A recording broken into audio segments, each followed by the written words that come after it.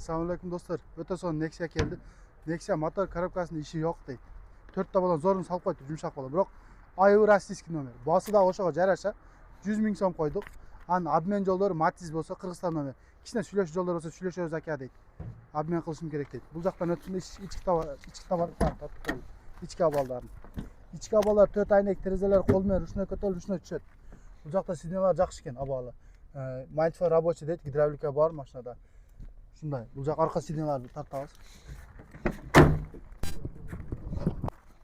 Арка жактарын